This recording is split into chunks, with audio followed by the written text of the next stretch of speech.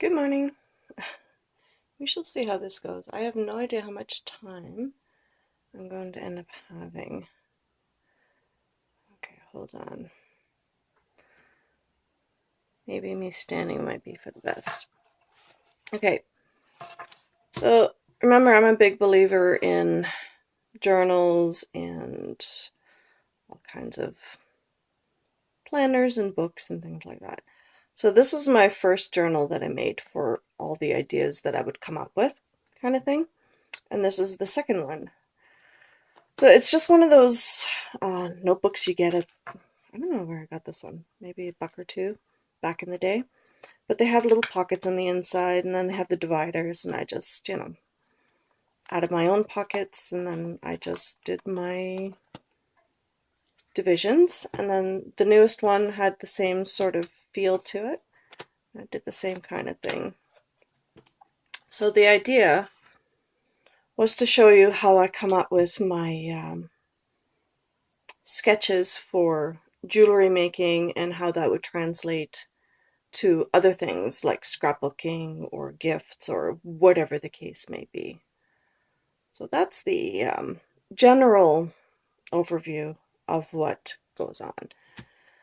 So I don't remember what's in half of these because some of these I don't really look at anymore. So a lot of it is just different ideas, different websites to go to. What's this one? So here, I only do one stitch for crochet. So I wanted to make sure I had down Google patterns for different things. And then Creative Life. It's a book that I took out of the library a while back. And I just wrote down a few pointers and things like that just to, get your creative mojo going on and just doing different things. And then I always have poetry, different things in there. And then I just draw pictures. It's very random, but that's how I work. And I think this one is pretty much, yeah, that's, the rest is all jewelry. So a lot of the times what I do is I write things down on little pieces of paper. I will have usually like a little notepad in just about every room in the house, basically. Or I used to, not so much anymore, but I used to do that. And then I would, anytime an idea would pop up, I would just do a quick little sketch. Like this is such a random kind of piece of paper, but it's the same kind of idea. It's just a random sketch and I just put it on there. So here's my cold porcelain recipe. It's actually a pretty good one. It's not horrible. I have never tried the one with the witch hazel, but this one I have. This one works really, really well. I might want to try switching to that one, but I'm not entirely sure. But you want to make sure you have separate cookware for that. And then I thought about going into metal clay and things like that, but I didn't want to smell it in my house. So, and I don't have a separate room or anything like. Well, I do have a separate room, but not apart from the house, kind of thing. So that was not going to work. So a lot of these I could probably cut with my die cuts for my metal sheets and things like that. It's a possibility. But a lot of the times, you just think of things and you write them down. And one time it was about koi.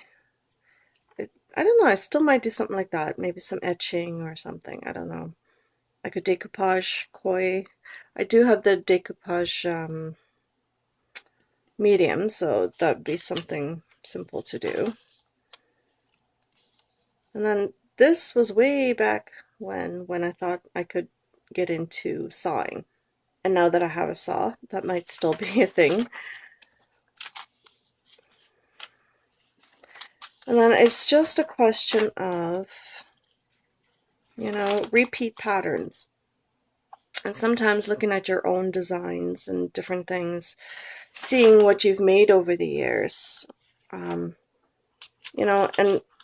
you get to sort of know yourself a little bit better and what you like for coloring and for different designs. These are scarf pins, like for knitted scarves or shawls or ponchos and things like that. And then I just did a few little sketches. Again, little pads of paper everywhere. This one I really enjoyed making. It was one of my favorite designs, and I gave a lot of these as Christmas gifts. They were very well received. I made my own display easels for my jewelry, so, and then again, just quick sketches. Like I said, very random.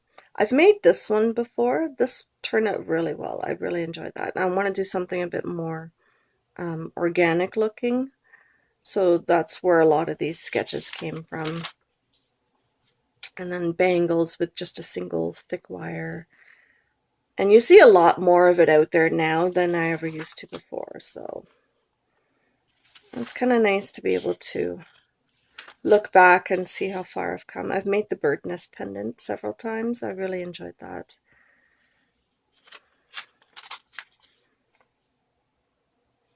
And some of these, I'm looking at them and it's like, I don't know. And a lot of them are just repeats of things that I've done before. And I think that's pretty much it for that one. So that was my older book. I don't know when I started this one, but I do enjoy that one. I keep it hanging around. I went a little crazy with, you know, the yarn and the ribbon, but that's okay. It's cute when it's on the shelf, so.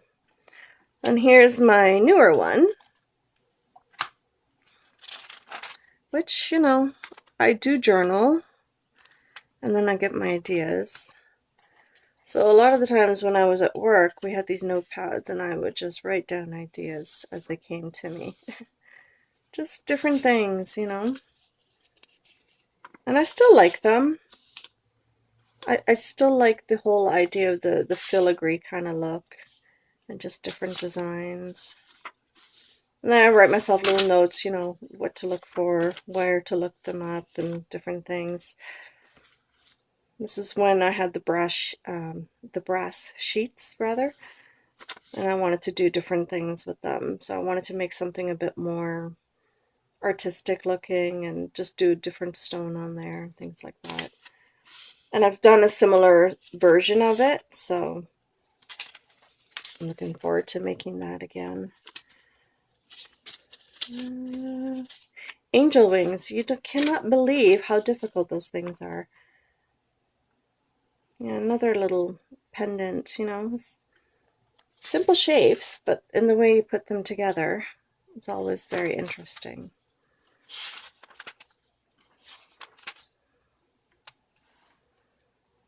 So here's where I started working with the brass sheet and the copper sheeting and trying to make them into boxes for pendants and things like that.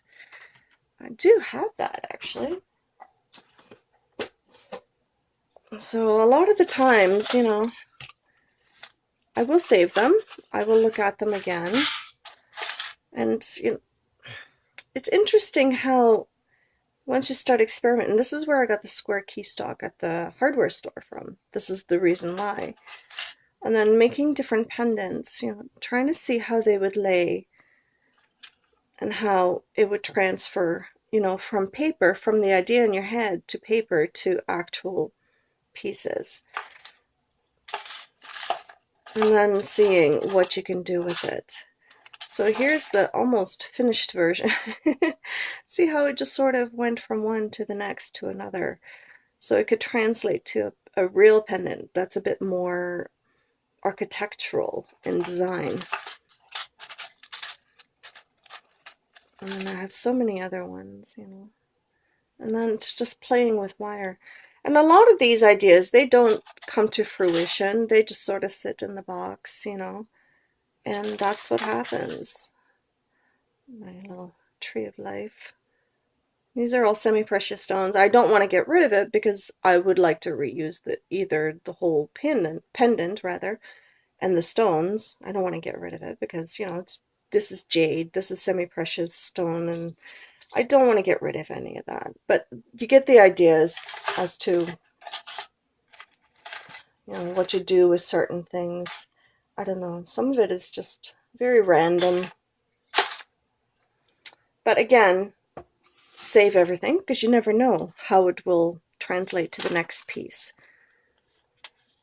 So I started working with almost like an Asian feel design to it. And then here it's a bit more organic, more wire work than actual sheet metal.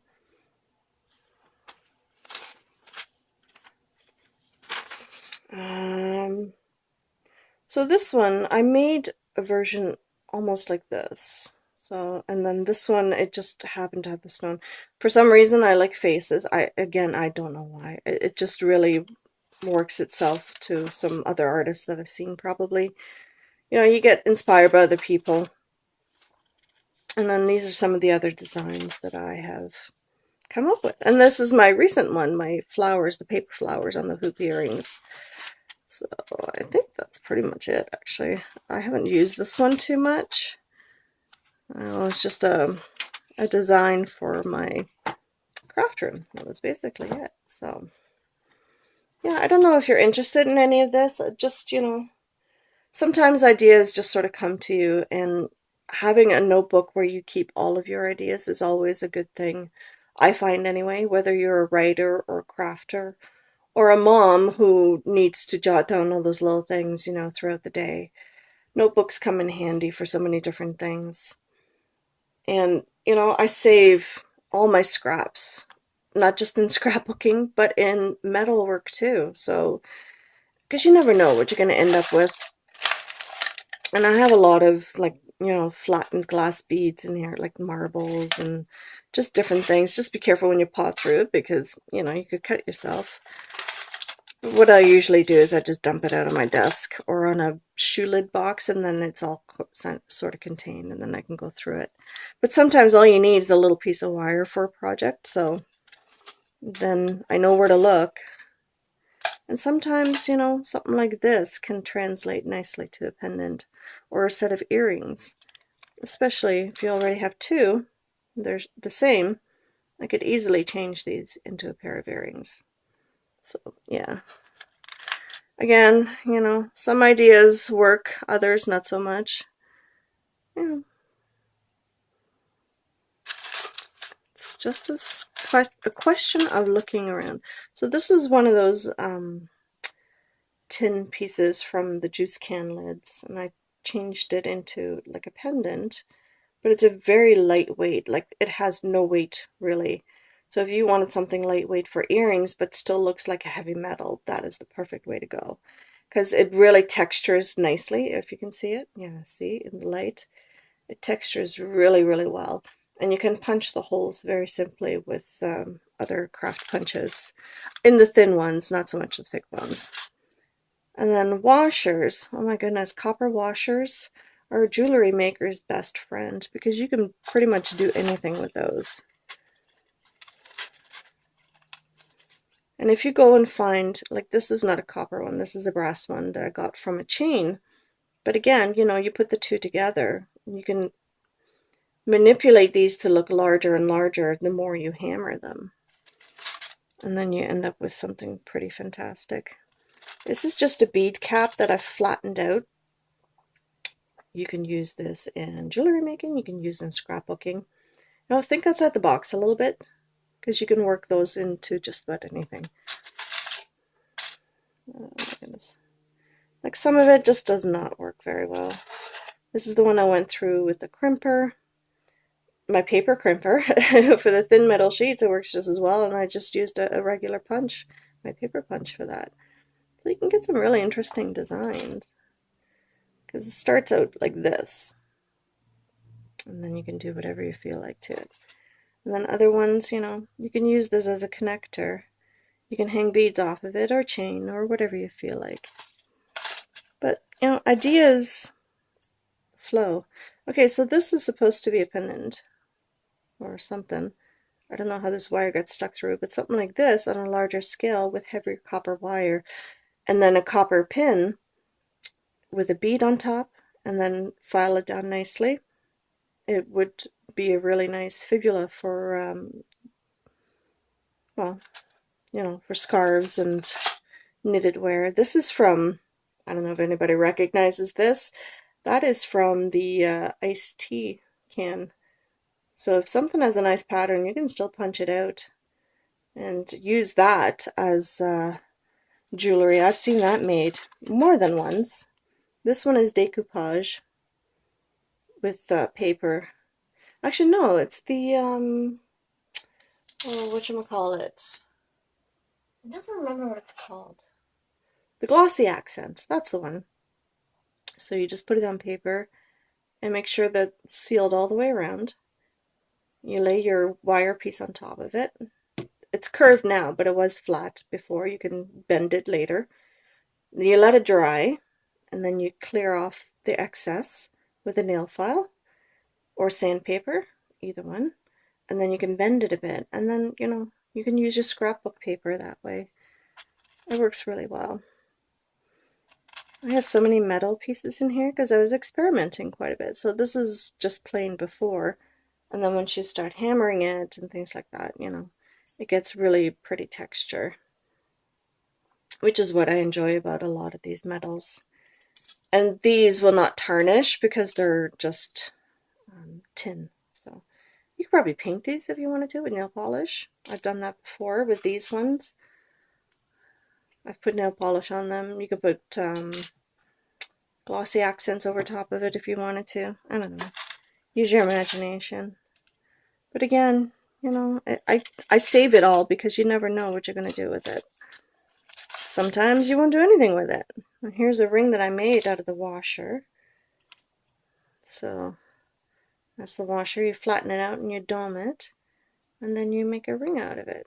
Look how pretty is that? Right? I don't know. I enjoy that kind of thing. I might just wear that one for now. Here's another one. Oh, that's a big stone. But I like the big stones too. But as you can see, there's tons and tons and tons of wire in there. And not everything will make it to something. So that was a, not a pendant, but it's probably for an earring. You'd probably hang a bit of chain on it and then your earring up top there. This was an earring that I tried to make. I have no idea. So, oh, there we go. So it's the same kind of idea as any kind of other hanging. Yeah. So, you know, starting out with a scrapbook and or, you know, some kind of notebook and looking at other artists and trying to figure out how they made certain things, I find that's half the fun for a lot of jewelry making, or even scrapbooking for that matter. Like the shaker cards that I made the other day, you know, I see a lot of other artists do certain things, but I am lazy in a certain way, whereas I want to make it as simple as possible. Let's put it that way. And I don't always feel like taking out all my tools and doing whatever and, you know, creating something too complicated. But you get the idea. So everything gets saved, and sometimes I'll root through it, and sometimes I will, you know, rethink a piece, which is fine. Oops, there goes something. So it's one of the bird's nests. This is the earring, the other earring. Oh, there we go. But you get the idea. And this is the bird's nest. I used steel wire. Steel wire does not translate itself nicely to jewelry making, but because you can see it's a different color. But if you like that kind of thing, it's kind of interesting. So yeah, it's a lot of fun to just sort of root around through old projects and seeing what you've got and what you've experimented with over time. And like I said, I don't really throw anything out, so I have no idea if you like any of this kind of video, but I thought it was interesting. And I always like to see what other people have sort of discarded and, you know, unfinished projects. So yeah, it's very much like a room tour. I always like to see how people think and how they translate it to real life imaging and projects. So I hope you like this video. Give it a thumbs up, subscribe and like and share, and I'll see you in the next one, guys. Bye.